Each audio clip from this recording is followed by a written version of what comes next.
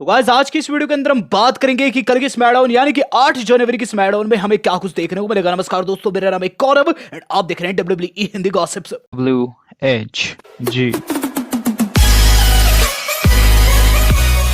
सुस्वागतम दोस्तों, फिर से स्वागत है आपका WHG में। और आज की इस वीडियो के अंदर दोस्तों हम बात करेंगे स्मैकडाउन के प्रीव्यू की और उसके बाद जाएंगे आज दिन की 3 से 4 बड़ी खबरों के ऊपर। तो अपनी सीट बेल्ट्स बांध दीजिए। सबसे पहले बात करते हैं स्मैकडाउन की। तो कल 8 जनवरी की स्मैकडाउन हम लोगों को देखने को मिलने वाली है, जिसके अंदर कुल मिलाकर दोस्तों 3 बड़े सेगमेंट ही कंफर्म हो पाए हैं। लेकिन दोस्तों बाकी की हम करेंगे प्रेडिक्शन। चलते हैं वीडियो की शुरुआत करते हैं। तो गाइस कल की स्मैकडाउन काफी धांसू रहने वाली है। सबसे पहली चीज जो कि 100% कंफर्म्ड है तो गाइस वो रहने वाली है big E versus Apollo Crews championship वाला मैच। तो इंटरकॉन्टिनेंटल चैंपियनशिप दांव के ऊपर रख दिए हैं बिग ई। लास्ट वीक हमने देखा था कि जहां बिग ई ने बैकस्टेज ये चीज कही कि नेक्स्ट वीक वो ओपन चैलेंज रखेंगे, वहीं खड़े अपोलो ने कह दिया कि किसी और को क्यों, मुझे ही दे दे। तो गाइस यहाँ मैच रखा गया। हालांकि दोनों फेस सुपरस्टार्स है, लेकिन कहीं ना कहीं दोस्तों मुझे आ रही है हील टर्न की बू। किसकी तरफ से? अपोलो की तरफ से।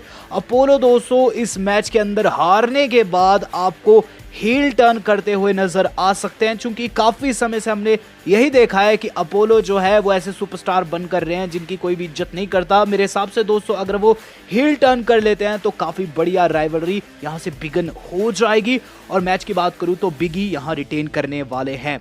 इसके बाद दोस्तों जो अगली चीज आप लोगों को देखने को मिलेगी वो रहेगी Daniel Bryan and Otis versus Cesaro and Shinsuke Nakamura का रीमैच। तो जहां लास्ट वीक दोस्तों हमारे डेनियल एंड ओटी से विजय रहे, यहां दोस्तों सिजारो एंड शिंस्के लाला जो है वो फिर से चैलेंज कर सकते हैं।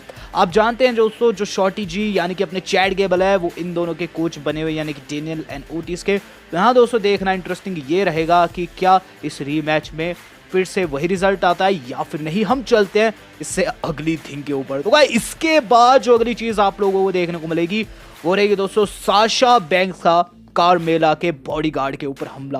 तो हमें एंगल देखने को मिल सकता है कि कार्मेला आकर सबसे पहले खुद की तारीफ करे, ये चीज कहे कि उन्होंने साशा बैंक्स की अनडिफीटेड स्ट्रीक तोड़ दी जो कि कई दिनों की थी।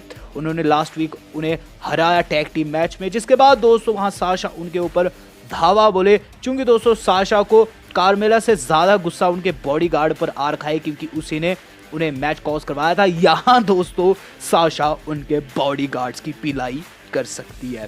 बात कर ली जाए दोस्तों अपने semi main event of the evening की। तो गाइस कल का semi main event of the evening जो रहेगा स्मैकडाउन का वो रहेगा street profits versus dirty dogs for WWE SmackDown tag team championship. तो गाइस इस पर्टिकुलर मैच की बात करूं, इस पर्टिकुलर मैच का आधार काफी अच्छे से रखा गया। लास्ट वीक हमने देखा कि गाइस जो डर्टी डॉग्स यानी कि डॉल्फ एंड रूड है, उन्होंने स्ट्रीट प्रॉफिट्स को धोया, गंदे तरीके से धोया।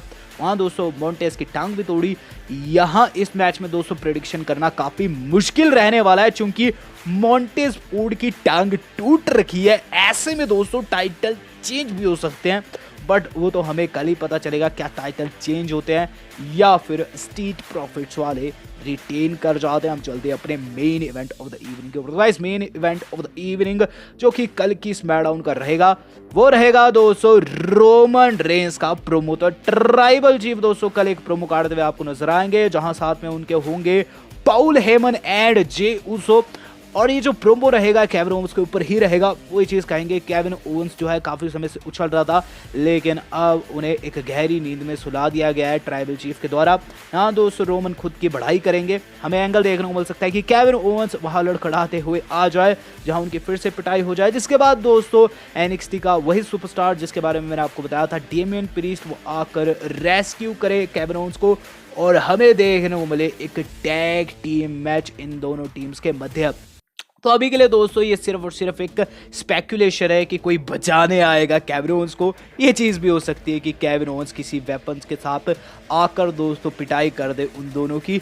लेकिन काफ़ी समय से जहां ओवंस पिटे ही जा रहे हैं, यहाँ दोस्तों हम प्रार्थना करते हैं ऊपर वाले से कि गाइस कोई ना कोई आकर उनकी मदद करे। शायद रॉलिंस भी दोस्तों काफ़ी समय से रूमर्ड है कि स्मैकडाउन में रिटर्न करेंगे, लेकिन अभी तक कंफर्म नहीं हो पाया है कि क्या वो कल की स्मैकडाउन रहेगी कि नहीं। काफ़ी ज़्यादा मज़ा आने वाला है, देखते हैं क्या कुछ वहाँ घटित होता है। लेकिन अब हम चलते हैं इस वीडियो के सेकंड टॉपिक के ऊपर, यानी कि आज की अपनी खबरों के ऊपर। तो गाइस सबसे पहले खबर जो आज की हमारी जुड़ी हुई है वो जुड़ी है रॉयल रंबल 2021 से। तो अगर आप तिथि नहीं जानते हैं कि कब रॉयल रंबल होने वाली है। तो 31 तारीख को यूएसए के अंदर होगी, लेकिन भारत में दोस्तों ये समय सारणी अनुसार आपको 1 फरवरी को देखने को मिलेगी। माना दोस्तों जनवरी में कोई भी पीपीवी नहीं है।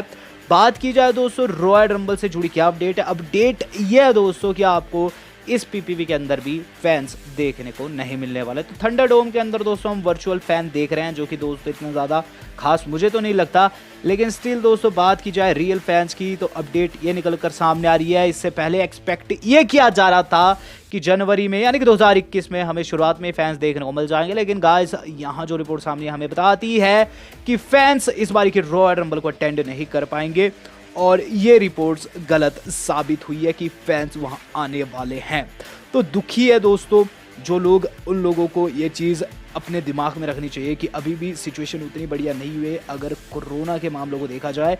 हम चलते इससे अगली न्यूज़ के ऊपर। तो इससे अगली खबर जो आज की बारी जुड़ी हुई है वो जुड़े दोस्तों टी बार वर्सेस गोल्डबर्ग से। तो ट्विटर के ऊपर दोस्तों इन दोनों की लड़ाई जारी है। टी बार ने फिर से गोल्डबर्ग पर शॉट्स ले लिए हैं।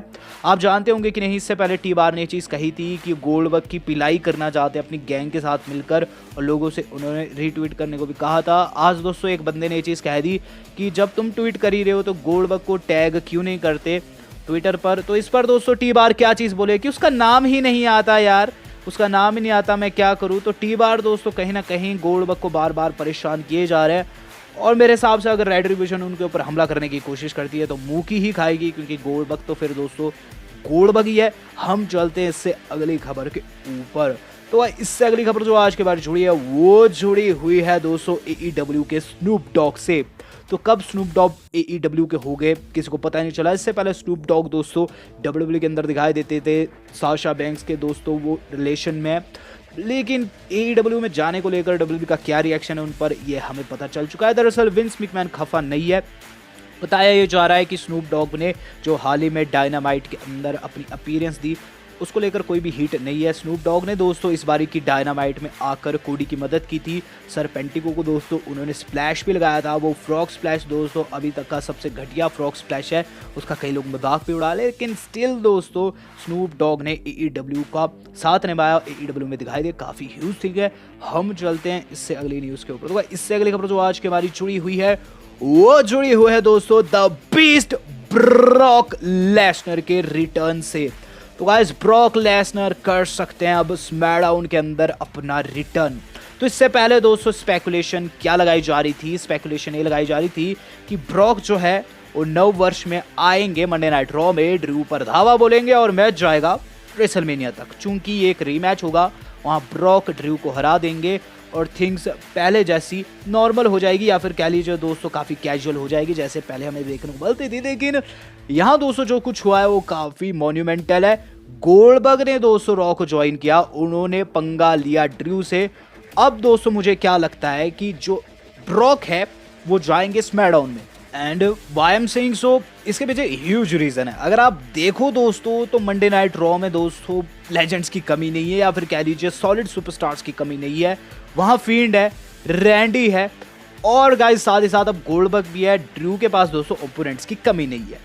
लेकिन अगर देखा जाए दोस्तों स्मैकडाउन की तरफ, तो स्मैकडाउन में अभी तक रोमन जिन सुपरस्टार्स को फेस किए हैं वो उतने सॉलिड नहीं है कि उन्हें उनकी गद्दी से हटा सके।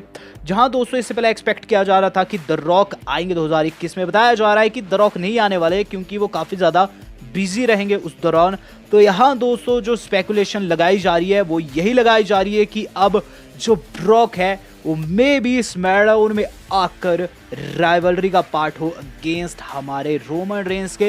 यहाँ दोस्तों विंस मैकमैन इसे क्यों बुक कर सकते हैं, इसके पीछे दोस्तों 2 सॉलिड रीजन है। सबसे पहला तो दोस्तों पॉल हेमन के लिए दोस्तों आसानी से इन दोनों के बीच में फाइट बनाई जा सकती है। ये काफ़ी ईजी बुकिंग रहेगी, और दोस्तों आप जानते हैं पॉल हेमन जो है वो इससे पहले थाली के बैंगन कई बार रह चुके हैं, वो अपने क्लाइंट्स को धोखा दे देते हैं। बात करूं दोस्तों यहाँ दूसरे रीजन की, दूसरा रीजन ये है कि अगर ट्राइबल चीफ को ब्रॉक से बड़ी हील बनाना है तो उन्हें ब्रॉक को हराना पड़ेगा। यहाँ दोस्तों ये भी एक मेजर रीजन रह सकता है। अब देखा जाए तो गाइस रीजन से बहुत है, लेकिन देखा जाए सबसे बड़े रीजन की तो रीजन यही है दोस्तों कि स्मैकडाउन में उन सुपरस्टार्स की कमी है जो कि रोमन रेंस को उनके पावर लेवल पर मैच कर पाए। देखते हैं दोस्तों आगे क्या ये होता है कि नहीं, मुझे तो लगता है जरूर होएगा। आज की वीडियो इतनी थी, अगर आपको पसंद आई हो वीडियो को लाइक एंड शेयर जरूर कीजिएगा। हमारा टेलीग्राम ग्रुप ज्वाइन करना मत भूले, मैं फिर से बोल रहा हूँ, लिंक दिया है डिस्क्रिप्शन में। आज तक के लिए इतना ही, धन्यवाद, शब खैर।